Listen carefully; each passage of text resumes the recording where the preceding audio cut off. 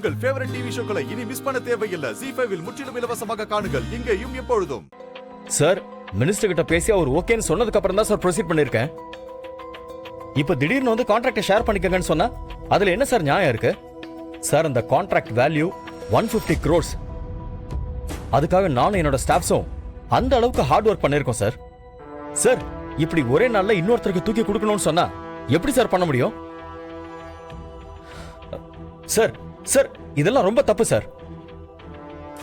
Sir, நான் எப்படி sir உங்களுக்கு சொல்லி புரிய வைக்கிறது? சார் சார் சார் ஒரு நிமிஷம் சார். Hello sir. அண்ணா, என்னாச்சு? லாஸ்ட் வீக் ஒரு கான்ட்ராக்ட் ஓகே ஆச்சுலம்மா. இப்போ அதுக்கு இன்னொரு பார்ட்னர் வராராம். அவரையும் சேர்த்துக்கிட்டு தான் நாம பண்ணணுமா? யார் சொன்னா? வேற யார் சொல்லுவா? எல்லாம் அந்த மினிஸ்டர் தான்.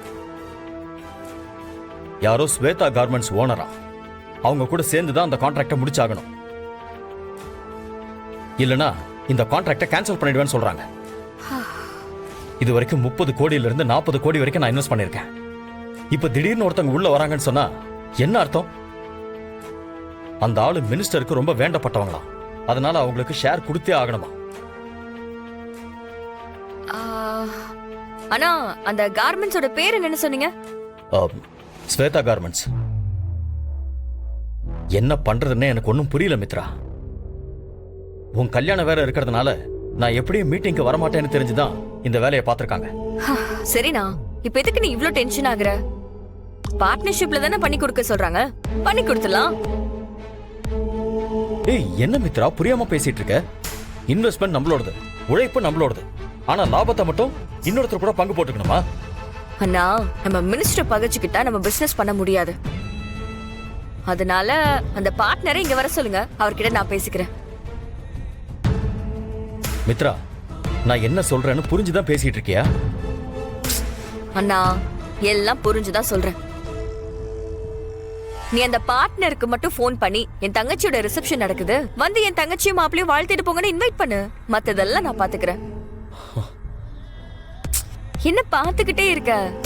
ஒரு எதிரி அழிக்கிறதுக்கு நிறைய வழி இருக்கு. எதிரில நின்னு சண்டை போட்டும் அழிக்கலாம், பக்கத்துல வச்சு தோல் மேல கை போட்டும் அடிக்கலாம். நீங்க அவர் இங்க வர மட்டும் சொல்லுங்க, அவரே இந்த கான்ட்ராக்ட் எனக்கு வேண்டான்னு ஓடி போயிடுவாரு. ஏய், நிஜமாவா சொல்ற? என்னை பத்தி உனக்கு தெரியும்ல, நான் பாத்துக்கிறேன். நீங்க அவரை வர சொல்லிட்டு போய் ரிலாக்ஸா கல்யாண வேலையை பாருங்க, போங்க, நான் பாத்துக்கிறேன். இந்த அழுக உனக்கு தேவையா? கட்டின புருஷன் கல்யாணத்துக்கு அவனே வந்து துணிமணியெல்லாம் எடுத்து கொடுத்துட்டு போறான். இந்த கொடுமை வேற எங்கேயாவது நடக்குமா? உண்மையை சொல்லணும்னா அவன் செத்துருவான்னு சொல்லிட்டு நீ இப்படி இருக்க.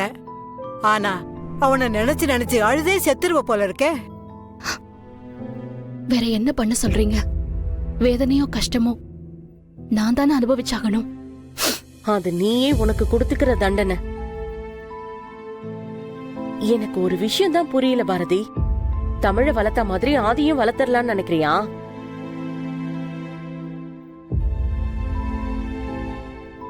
அவன் ஆம்பளை புள்ள பாரதி. நாளைக்கு வளர்ந்த உடனே அப்பா யாரு, அவர் எங்க இருக்காருன்னு கேட்பான். அவனுக்கு என்ன பதில் சொல்லுவ?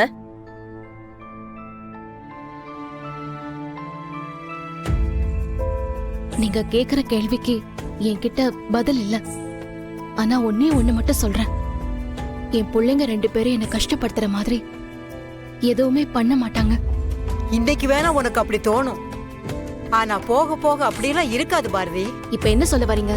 இந்த ரிசப்ஷனை நிறுத்திட்டு நான் தான் கல்யாண மாப்பிள்ளையோட பொண்டாட்டி, அவங்க 2 பேரும் அவரோட குழந்தைங்கன்னு சொல்ல சொல்றீங்களா?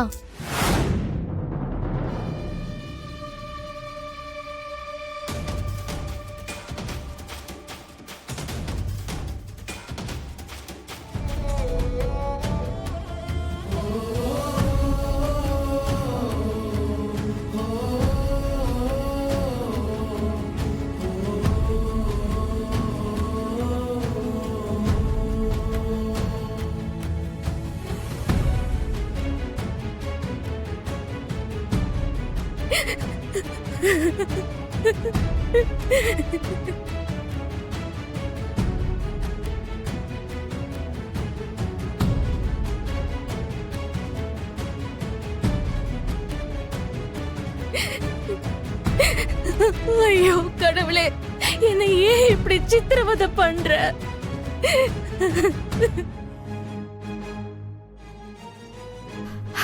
சார் ப்ளீஸ் உட்காருங்க, ப்ளீஸ் உட்காருங்க.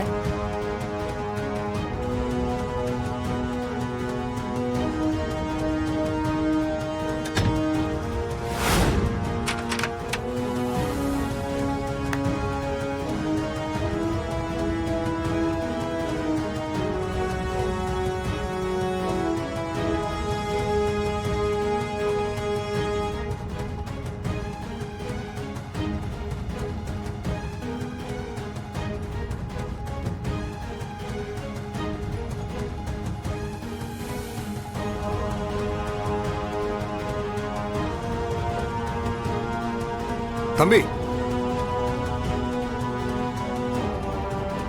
சொல்லுங்கய்யா.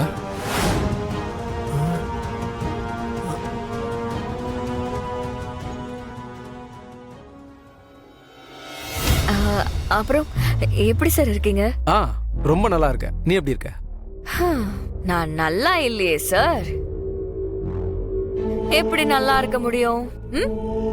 கஷ்டப்பட்டு ஒரு கான்ட்ராக்ட வாங்கி அது நல்லபடியா முடிச்சு கொடுத்து அதுல இருந்து என்னைக்கோ வரப்போற லாபத்துக்கு இன்னைக்கே கையில இருக்கிற பணத்தை இன்வெஸ்ட் பண்ணி நாங்க ஒரு வேலையை பார்த்தோம்னா உன்ன மாதிரி ஒருத்த மினிஸ்டர் ரெக்கமெண்டேஷன் இடையில வந்து லாபத்துக்கு பங்கு கேட்டா நாங்க எப்படி சார் நல்லா இருப்போம்? என்ன மித்ரா, பேச்செல்லாம் ஒரு மாதிரியா இருக்கு. ஐயோ சார், நான் இன்னும் பேசவே ஆரம்பிக்கலையே. எப்படி எப்படி எதுவுமே பண்ணாம லாபத்துல மட்டும் ஐயாவுக்கு ஷேர் வேணுமோ? ஐயா சொல்லுங்க.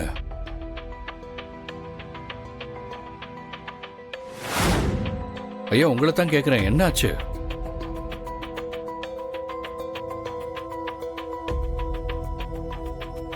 தம்பி தம்பி மன்னிச்சிருங்க தம்பி, அவரு வேற ஒரு வேலையா வந்தாரு.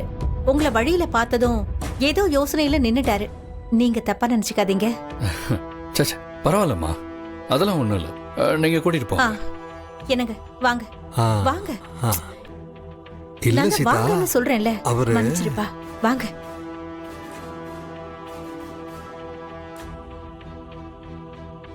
மாப்பிள்ளை கிட்ட ஏதோ முக்கியமான விஷயம் நான் சொல்ல வந்தேன். ஆனா அதுக்குள்ள மறந்து போச்சு. சரி விடுங்க, ஞாபகம் வரும்போது சொல்லிக்கலாம். நாம போய் சாப்பாடெல்லாம் ரெடி பண்ணணும். இதுல ஒரே ஒரு கையெழுத்து, அவ்வளவுதான். சிம்பிள். Autograph please. ஒரே ஒரு சைன் மட்டும் போட்டுட்டா கும்பகோணத்துல இருக்கிற உன் பொண்டாட்டியும் உயிரோட இருப்பா, துபாயில இருக்கிற ஸ்வேதா அவளும் உயிரோட இருப்பா. ஒண்ணுக்கு ரெண்டா திருப்பி கொடுக்கறதுனா இதுதான் போல. ஜீ5 ஆப்பை டவுன்லோட் செய்து அனைத்து எபிசோடுகளையும் இலவசமாக பாருங்க.